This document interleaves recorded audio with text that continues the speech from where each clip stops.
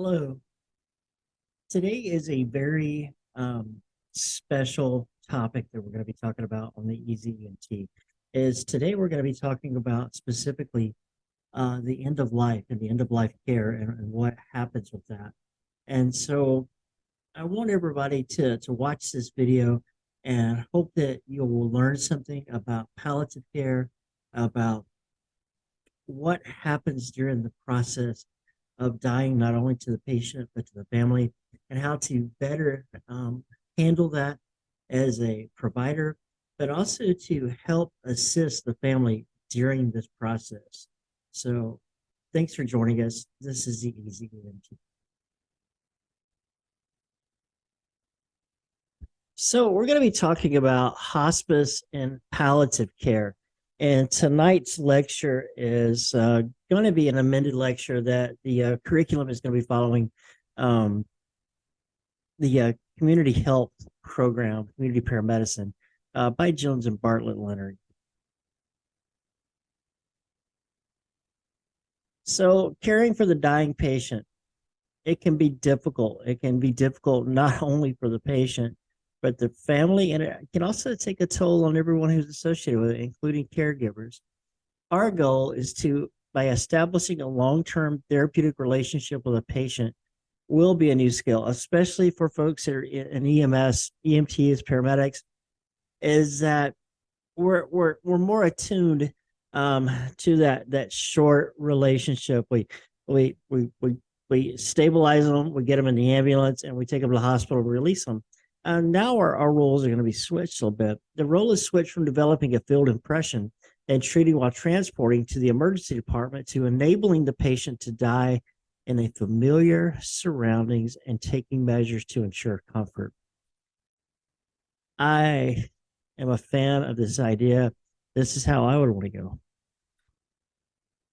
So palliative care. So what palliative care, the goal in palliative care is to reduce the severity of symptoms while preserving the patient's ability to function. And this is what we're looking for, is hopefully is to for the person to be whole. It may be provided by a team of specialists such as physicians, nurses, and caregivers. So in palliative care, the person may receive analgesic medications, oxygen, intravenous fluids, treatment for fevers and antibiotic medications, and other different types of treatments. So palliative care can be received at any time, any stage of illness, whether the patient's condition is terminal or not. So palliative care, it can be for anybody that has an illness. It emphasizes pain control and comfort management during other treatment. All right. For example, a person who maybe has cancer or everything could be on palliative care to be able to manage their pain and to be able to give them some comfort. It takes place concurrently with ongoing care. So, example, awaiting an organ transplant, and just like we talked about a second ago with cancer, the treatment plan of its own during the end of life care. So let's take a look at it. As community paramedics, and if you're watching this, you may be in another area of healthcare. Either way, we are going to encounter patients who have terminal illnesses. We just are. It's part of what we do. We're going to encounter patients who are going to decline aggressive medical interventions, as they may get that diagnosis that says, hey, you have terminal cancer, and they're going to, hey, you know what? I just want to pass along peacefully. I don't want to go through that. And that's nothing wrong with that. A terminal illness, guys and gals, is a disease process that is expected to cause death within 6 months. Now, remember this term right here, expected. Doesn't mean that patient, when they hit the 6-month mark, or go, okay, well, it's not terminal, you passed the 6-month mark. No, it means that that's what the expectation is that they will die within 6 months. So we should be prepared to alter or forego the aggressive life-saving interventions that have defined the paramedic profession. As that's really kind of what we do. This is what we've been trained for, and we're going to go in and we're not going to be doing anything as far as like aggressive treatment, those life-saving measures, going in and placing airways and and doing all that stuff. We're not. Our goal is going to be reversed. We're going to talk about why this is such an honor here in a second. When death is imminent, your actions have a lasting impact on the family. It is a great honor to take care of a patient, whether it's taking care of them and getting them through an illness, providing those life-saving measures, or helping that patient and family to go through that next stage of life, which is the end of life. It's a great honor that that family and that patient have allowed you to come in and be so intimately involved with that care. There are very few times that I have ever been thanked for a job well done, for saving somebody's life, performing heroic measures. But I've been thanked countless times for when somebody passes away and how I deal with the family. It's important. It's important to have that care, that compassion, and that sensitivity is what we got to do, is because they're going to have a really bad memory of what's about to happen, but you can make it a little bit better, as they can remember that person that cared for them in their time of sorrow and be that person. Patients with a terminal illness may choose to continue aggressive medical care, which is known as curative care. So curative care, some people may call it experimental medicine and things, is even though they know that it's terminal, they may try different things to try to prolong or to save their life. They may choose to enter hospice treatment, which we'll talk about. So hospice is a program and a philosophy that helps the terminally ill patient maximize the quality of remaining alive. Is to give them a good rest of their life, no matter how short that it is. So hospice programs provide social and emotional support, because this patient is going to go through a variety of different emotions as they start to understand and start to take on that their life is ending. Hospice programs use comfort measures to relieve symptoms of psychological or physical distress. Comfort measures, such as pain medications, often provided in a home setting. There's specialty nurses that specialize in hospice care that come out and do the measures necessary to make the patients comfortable. If care is at home, some of the family members may be primary caregivers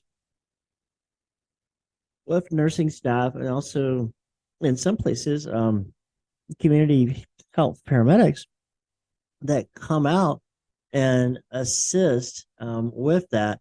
But usually the family member is going to be the primary caregivers, taking care of that patient day in and day out as they are dying. Hospice care can be provided at home, hospitals, and also at long-term care facilities. Many hospice programs provide physical care. They do assist with hygiene and counsel the patient and caregivers. They supply medical equipment and or supplies that will be needed by that patient.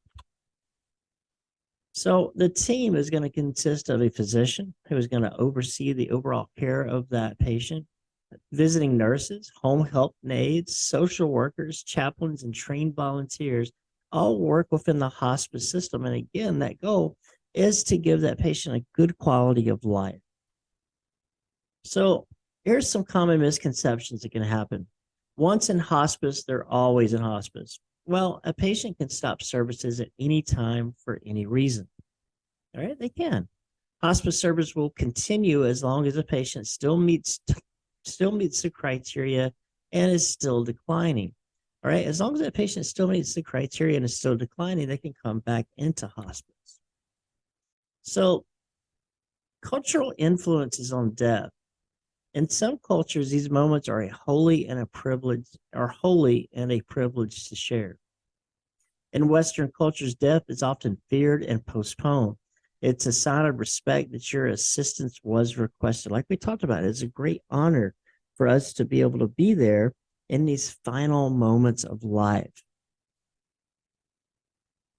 There are 5 stages of grief. The first stage is denial, which is this isn't happening to me. The next stage is anger, being upset that it's unfair. Stage 3 is bargaining. This is where sometimes you can hear people praying, God, if you'll only let me live, to see my daughter's birthday, and I'll do this, I'll do that. Bargaining. Stage 4 is depression. This is right before the acceptance stage, is where they really have that depression. It really catches up with them about the events that are about to happen. And stage 5 is, of course, acceptance. So when we're interacting with a dying patient, the patient's reaction to terminal illness and death differ from person to person. And we need to be okay with whatever their reaction is. They're the person dying, not you. Don't make it about you. Make it about them and what they're going through and what their feelings and their emotions and their thoughts are. And just listen. Be there. Be there for them. That's it. And don't say stupid things like everything will be all right. It's not going to be all right. They're dying.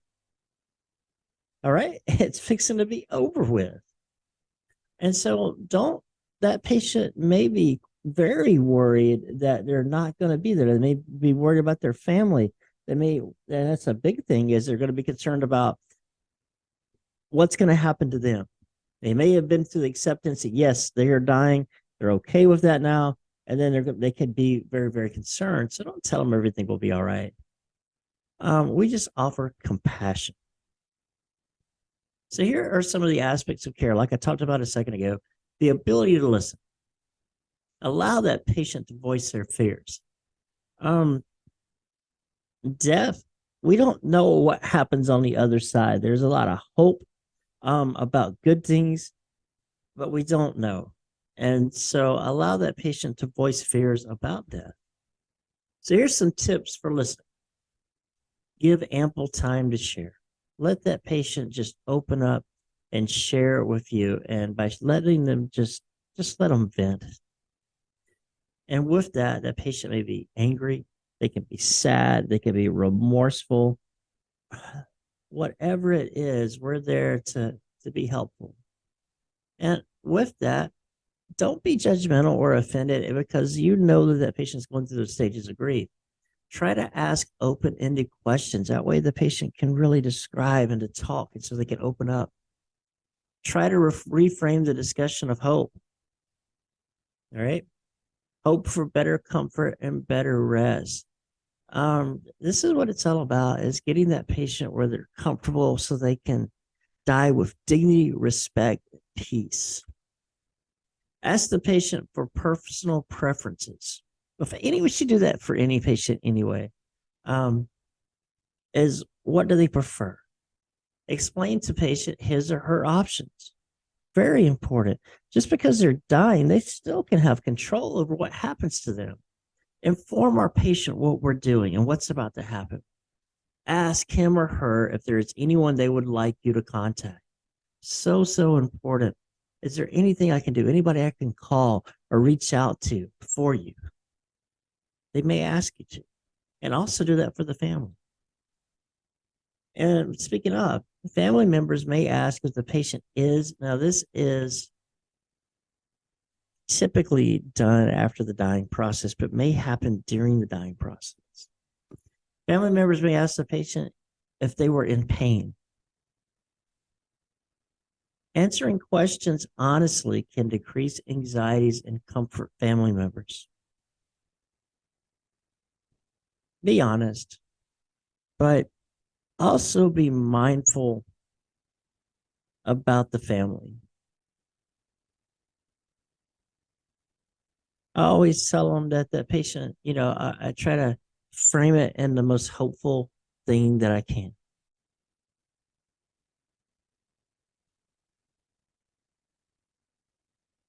They may ask, did mama suffer? I said, no, ma'am.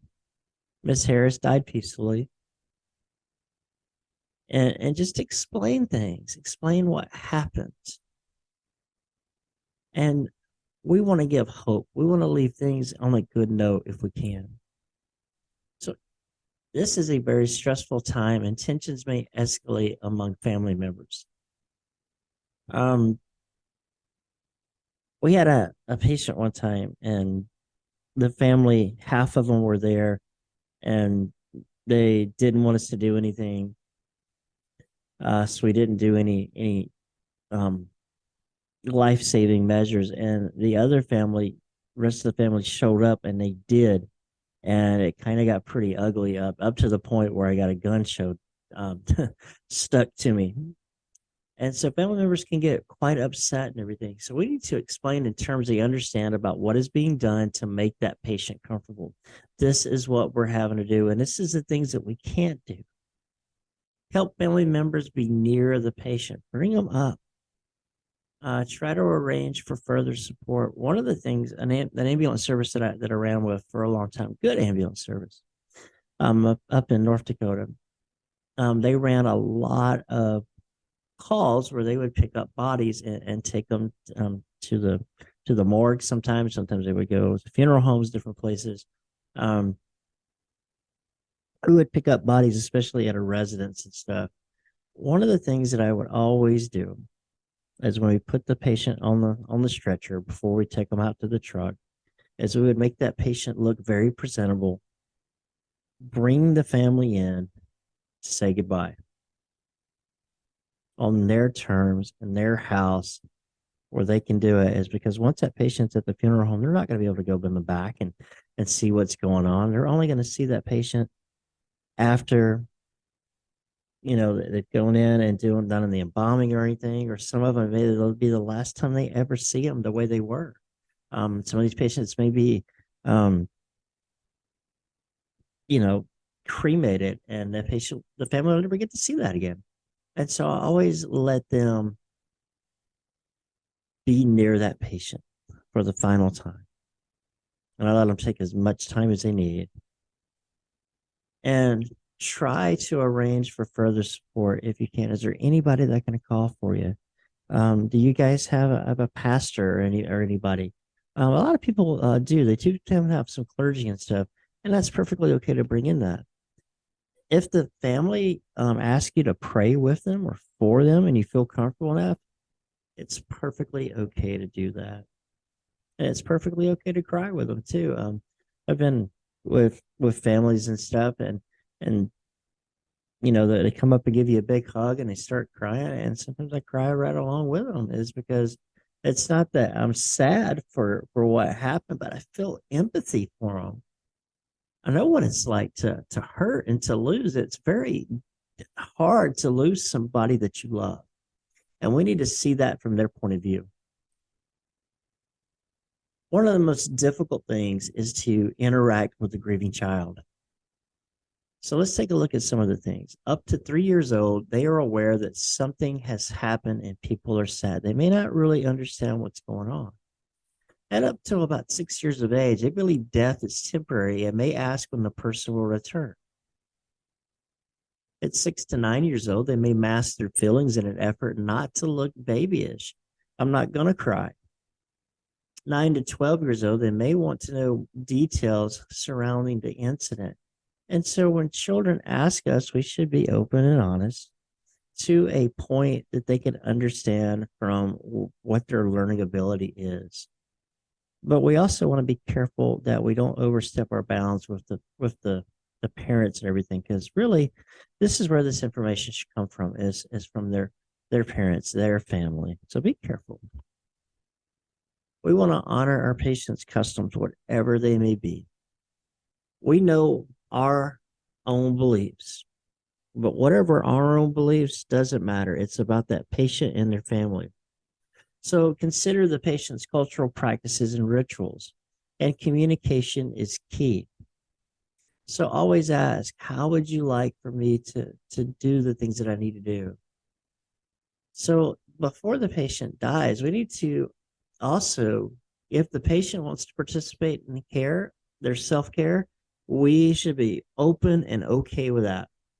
We also want to, if there are foods or consumption rituals, always ensure the patient's safety. Always, always, always. So patient autonomy, we've talked quite a bit about that as part of our community paramedic class we've been doing. The patient has a right to make decisions. All right. If they're able to do so, if they're alert and oriented, and we can prove that they are able to make their own decisions, they have a right to direct their own care, even end of life care. Patient autonomy and medical ethics. All right. This came into light with the Terry Schiavo case, and you can look that up. We're going to talk about that in a different lesson. Community paramedics must be aware of what is permissible and accepted in the state with which they practice. Always, always, always go by your local protocols. An advance directive. Now, what an advance directive is, it is a document that expresses the wants, needs, and desires of a patient regarding future medical care. It is also called a living will or a healthcare directive. And what it is it speaks for you when you can't speak for yourself. It is what the care is that you want or does not want when the patient is unable to express his or her wishes. One of my favorite books to read, particularly about this subject, is written by a doctor that I worked with by the name of Dr. Monica Williams Murphy. She's an emergency room physician, and she wrote a book called It's Okay to Die. And in this amazing book, it talks about the death and the dying process, but also speaks very upfront about how everyone needs to have a plan in place. And it talks about having an advance directive. It talks about having a will. It talks about, being prepared for the unexpected is when we think we may die. So having that plan in place, beautiful, beautiful book. Living wills and healthcare power of attorney. There are different types of advance directive. Now, a healthcare power of attorney is sometimes known as durable. Some have no effect on healthcare. So there's different types of powers of attorney. They could be financial, they could be dual, they could be only for medical. So whatever it is, and somebody comes up and says, well, I have power of attorney. Asked to see it. I do. Sometimes I make people, not the happiest in the world when I do it. But the reason is I want to make sure that everything's on the up and up. Review that document to determine whether the agent can make healthcare decisions. If they can, awesome. We'll listen to them. If not, then we're going to say thank you very much, and we're going to do what's right by that patient and follow their wishes. So guardianship. So guardianship came in. There's a really good documentary that is out. I believe it's on Netflix. It talks about guardianship, and it's really scary.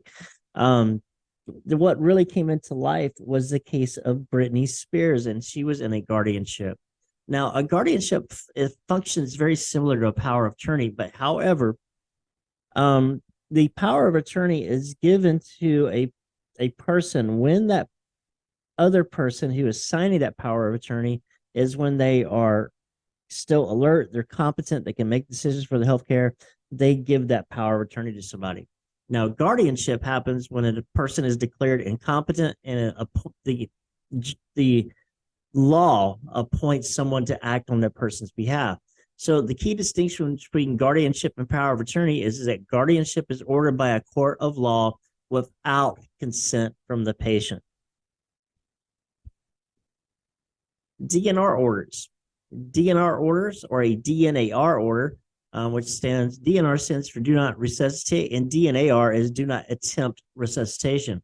It is an advanced directive which procedures are performed. It text outlines what procedures should be performed, all right, in the event of a cardiac arrest. All right, we also have POLST and MOLST orders, which outline specifically what should be done with resuscitation. They may want medications, but not airway, different things like that. We're going to look at that.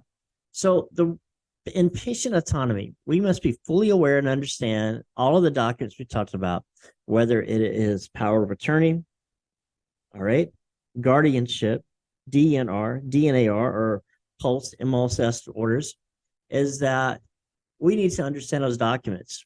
We need to understand and respect and honor that patient's wishes through those documents. We need to accomplish through full disclosure and frank and open communication is making sure that we meet what that patient wants. The last thing I want to talk about tonight is it is a topic that's becoming more and more talked about in our circles, is about suicide and euthanasia. It's a very emotionally charged debate. I have my own thoughts on that, which I won't share tonight. So, physician assisted suicide is self administered lethal dose of medicine. That is, the patient actually administers the medication, but it is assisted by a physician.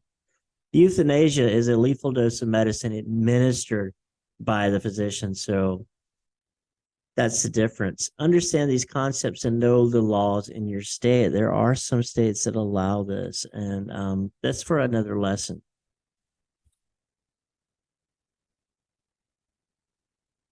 But what I really want to share tonight is that you, me, everybody around here, everybody on this earth, you are going to die. It's going to happen. We have the beginning of life. We have all of the growth, all of the things that we're going to experience in life, and there will be an end of your life. There's no way to know when this will happen. I don't get to make that decision. But when this does happen, is we can help that patient transition with dignity, with love, caring, and respect. And the same thing, we can do that with their family as well, is we are not going to be able to stop this process, but we can help that patient transition peacefully and try to make them as comfortable as possible. But then our focus goes to the family and trying to comfort them as well. Thank you so much for watching. This is Christopher South, and you have been watching The Easy EMT. Good night.